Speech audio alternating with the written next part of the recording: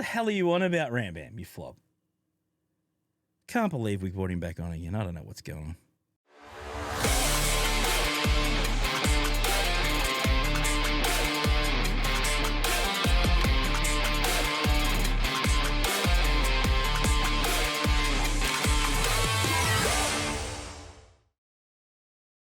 And we're live, guys. We're up and about. We're live on Twitch right now. It's great to be back again with another big vid. Our boy Grid not available today. Real life in the way. So we went through the whole list. There was basically everyone said no, but Ram Bam said, yeah, look, I've got nothing to do, so he joined us. I'm kidding, Ram. It's a joke. Good to have you here, mate. How are you, buddy? How you been, bro? I'm doing great. I'm doing great. You know, what is this, second week in a row? So, yeah. Apparently, I didn't screw up too bad. Yeah, no, well, not yet. There's always time, at this point, well, I might as well just get my own series or something. You know, I'm on here as much as TJ. You crazy mofo. I love it. It's great. And we got you got TJ being the what is he? The Gak Whisperer. I can be the Leg Whisperer. Well, don't. So many lines, so little time, ladies and gentlemen. We're off to a fly with this video. This is out of control, and I love every single bit of it. We've also got the first time joining us on both live on Twitch and also for these videos as well. A brand new streamer, only a couple of months ago, started up. Been playing the game for a long time, though. Swgoh, hello, mate. It's good to have you, brother. Thanks for joining us, dude. Thanks for having me, man. I appreciate it. No. Quick question, though. I thought you were turning the filter off. Which filter? The ugly filter that's on right now. What on Ram Bam's camera, you mean? No, I mean, that's always on, but I was talking about on yours. Hey, what's wrong with this, man? This is just chiseled perfection. I don't see what the problem is here. Anyway, it was great to have you on for the last time. What he needs Swgoh. is he needs some light to be shined there. It was no, put the legs away. Put the bloody legs away. We've talked about this. I'm sorry, kids. If you saw that. I do apologize. That's unacceptable. He's got to put those things away. I'm sorry for anyone's screens that just broke or anyone who got blinded. That's not cool. That is just, wow. Next time I'm going to have to wear sunnies for this. Oh, look out, the spud's up and running. Johnny's triggered the spud on me live right now, so we're up and running. So guys, I need to be really serious right now. A lot of stuff dropped this week. Huge amount of stuff dropped this week. We had it all going on. We got the new TB that we're deep into at the moment. We really are. Of course, we've got new crons announced as well. Afra dropped this week. All crazy stuff. Ram, which one has excited you the most? Which one have you enjoyed the most release-wise this week? Like, which one's really piqued your interest? Well, I can't play Afra because I don't have the stuff, and I don't whale harder. Yep. But the TB, honestly, though, I'm actually really enjoying the TB. Beyond the relic requirements are kind of crap, but the TB is it's new, it's exciting, it's not completely stale, and it doesn't seem impossible. There's definitely that skill level that they could have attached to it and made it like you're just not getting past phase 1 because it's the new thing. Mm-hmm. But I mean, phase 3 and good stars, good rewards seem pretty manageable for a mediocre guild. So. Yep. I'm enjoying it. Yep, no, it's great. And Swgoh, how are you finding it, mate? The new TB as well. Are you enjoying it, or is it the missions are a little bit more difficult than what we used to though in the past? Yeah, it's refreshing at least to have something different. I like in particular that we're able to use our full roster at this point. Mm-hmm. Like I think that's the biggest win from this. Even though we may not all have the relic levels to do everything. At least we're using the full roster, and we're not just only using half of our roster and then just meaninglessly deploying it. So it's been nice. I don't have a ton of complaints. I'm sure we will have complaints as we get further down the road, but it's just at least new content. That's the biggest thing at this point. Yeah, yeah. I mean, there's been some noticeable, just graphic glitches and stuff like that I've noticed along the way. Just summon characters reappearing and then disappearing, or still being there when the whole team's dead, stuff like that. Just little bits and pieces that I'm sure will get tidied up in time. But overall, yeah, look, it's to get to phase 3, it's if you have a reasonable account with some good characters in it, it's certainly achievable to get to to phase 3. The Reaver Shards, of course, are the main ones. That they've been selling Inquisitors all year. It feels like it. It feels like 5 years. It really does. But it's obvious why you needed it. They gave you plenty of time. They gave you plenty of notice and said, right, you're gonna need them. And heck yeah, you absolutely need them, Ram Bam. It's crazy stuff with some of the requirements though, for sure. Oh yeah, no, the requirements are insane. But when we saw when they announced the new TB, I for sure was like, yeah, there's going to be relic requirements on the actual TB itself, like the missions itself. I was like, there's no way that they're not going to do relic requirements. I was kind of shocked when they did the platoon requirements being relic as well, because those have always been just a 7-star or a 6-star requirement or whatever the case is. But it's not. It's still, even with all that, like, obviously platoons help for the stars, absolutely, no question about it. But you're still able to get 3 stars in a zone without doing. You can go 1 or 2 out of 6 platoons and still do the missions. Still, it's the skill level is, or the difficulty level is severely toned down, which is definitely, it helps for that content for everybody type thing, rather than just this is only the top guilds that you're only going to be able to enjoy this. And obviously top guilds are the only ones that are going to get Reva shards, really. Yeah, I think we've gotten 1. Yeah. I think we've had a pretty good run. I think we got just over 30. I think off the top of my head. So it's certainly one of the but we also have quite a few people that have Grand Inquisitor requirements ready to unlock, but not unlocked yet. So next time around, we're certainly going to improve on that. The Reaver mission, there is absolutely no doubt. Eighth Brother makes a big difference. Eighth Brother is certainly the best option in comparison against Second Sister. That's what we found early on. It's a lot more RNG, or less RNG dependent would probably be the best way to put it. That's what I found. That's what some of my guys have found. I got a ping. I was saying to the boys just off camera before we got on. I got a ping the other day from this person that I didn't recognize. It's like, by the way, dude, we need your initiate and cup. Can you put him in platoons? It's like, who is this? And he goes, I'm your TB officer. You haven't heard from me for years because I've had nothing to do. That's where it's been at. All of a sudden, this guy pops up out of nowhere. Love you, Drac. It's a joke, mate. But it's like he actually has been working around the clock over the past week or so. And, it's been pretty wild stuff with some of the guys. But, look, I think that, it's reasonably successful, but there are some really cool characters that I've seen as well, guys, in some of the earlier phases. Purge Trooper, like, bring that in yesterday. That is a really, really cool character. I can't wait to see Purge Trooper. I think it'd be absolutely magnificent. And another one that we've seen, and we at the time of recording this, we're only up to sort of phase 4, so we haven't seen all of them yet. But some of the ones we've seen at Purge Trooper, we finally saw, Hondo with his actual pirates around him. That would be cool to get the pirates in. That'd be absolutely fantastic. So there's a couple there, guys, that I'm pretty impressed with. Rebel Spy is also there now as well. That's one that we saw today.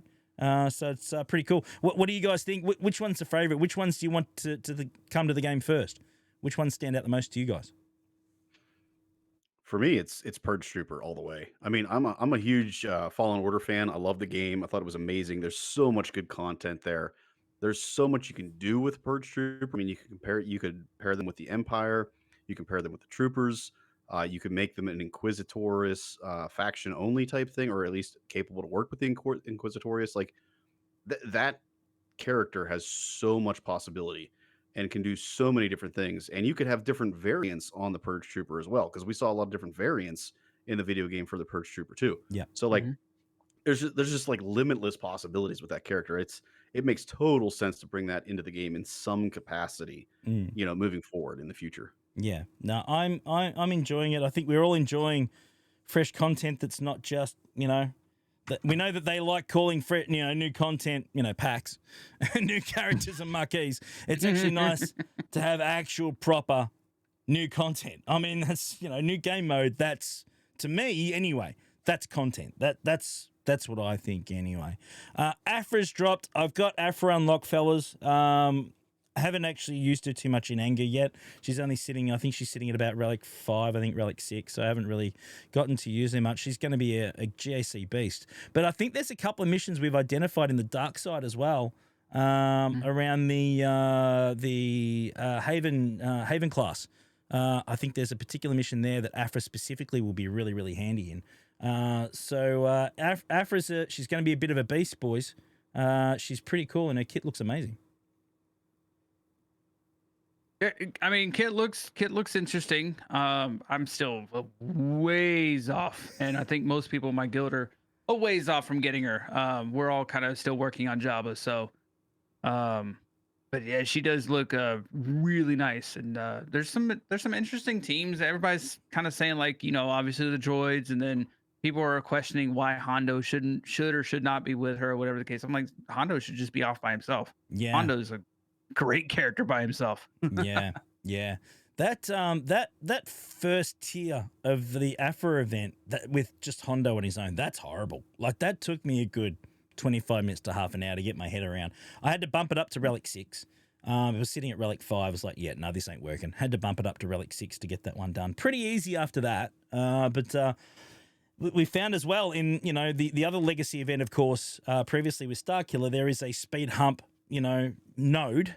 And yeah, the first one is it in that particular event. But I'm looking forward to using her. I think she's going to be pretty full on and pretty nasty. But guys, we also, of course, got those things we know and love. And at the time of recording this, we're about a week or so away from losing a particular purple Datacron that I think all of us will be very, very happy to see the back end of, fellas. Oh, yeah. I love seeing back end of things, but definitely this one. Dude, really? You had to know that was coming. Yeah. Oh, he's done it again. Didn't. That's great. Oh, this is off the rails. I love it. Okay, Lord Vadercron, it's on its way out. We're in the final week of it. Can't wait for it to go quick enough. The end of Dodge. New sets have come out as well. Crit avoidance, offense, health's thrown in there as well. But no Dodge. Pretty happy not to see any Dodge. Do we ever want to see Dodge back again, boys? I'm going to tell you the answer's already no. If I see Dodge again, I think I'm going to lose my mind, because if that Dodge or deflection. If CG doesn't understand, I'd rather see Ram's legs than Dodge. I wouldn't. I'd rather neither, to be honest. I think they're put him away. Come on, man. Jesus, I'm going to have to turn his camera off if he keeps doing that. Yeah, honestly, I think that if they ever bring Dodge back into Cron again, I don't know about you guys, but seriously, I'm going to lose my mind. Because honestly, if they don't understand that we don't want to see Dodge again, I don't know what else the hell we've got to do, fellas. Like, seriously, it's shocking. Yeah, the new one has crit avoidance in there, but and it has defense in there. Oh God, I can already think of some stuff with.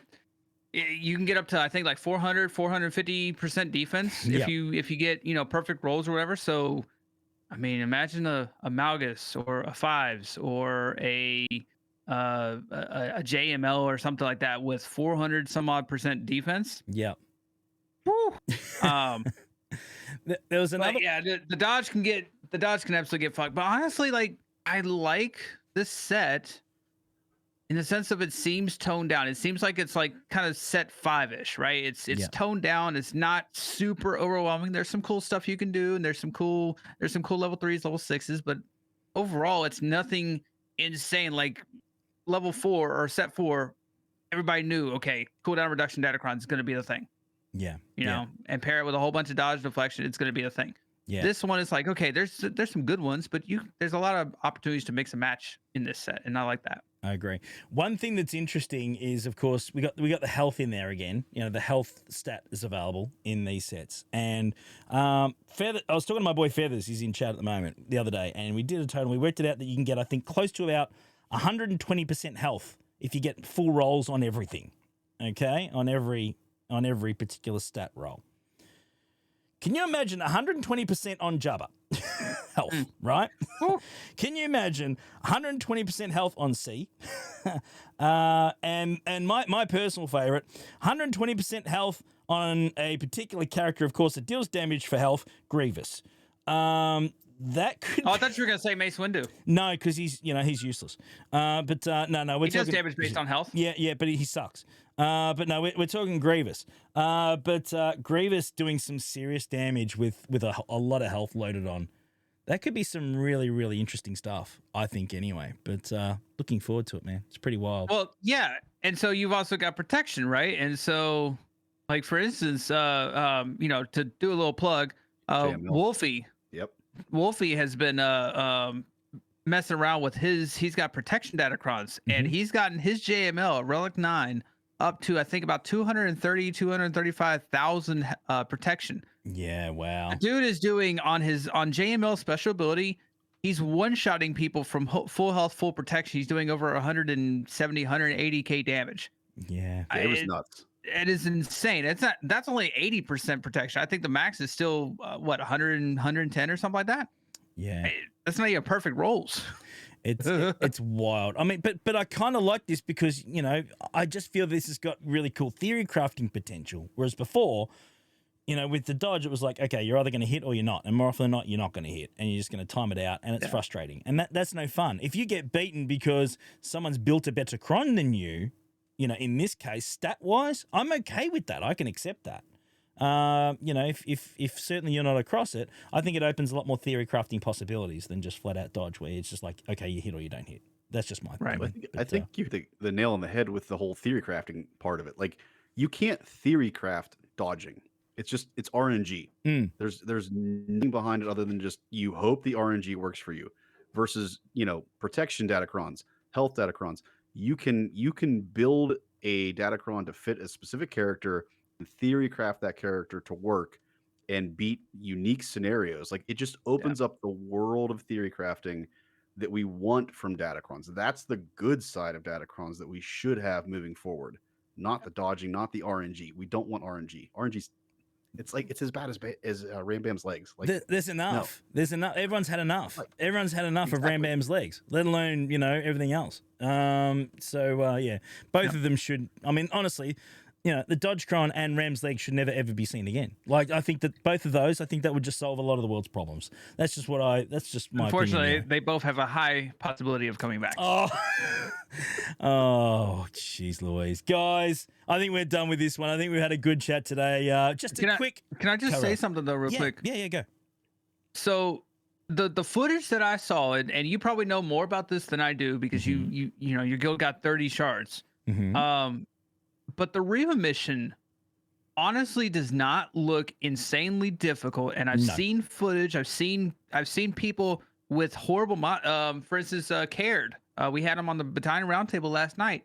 He sent me a picture of his mods. He had all 5-dot mods with the exception of on a couple characters. Yeah. He didn't change his modding. He just kind of went in with what he got for GAC and went in and had, he had to use Eighth Brother, right? Yeah. Eighth Brother does seem to be the key, but he went in and just kind of messed around, didn't really know what he was doing. Yeah. And got a Reva shard. Yeah.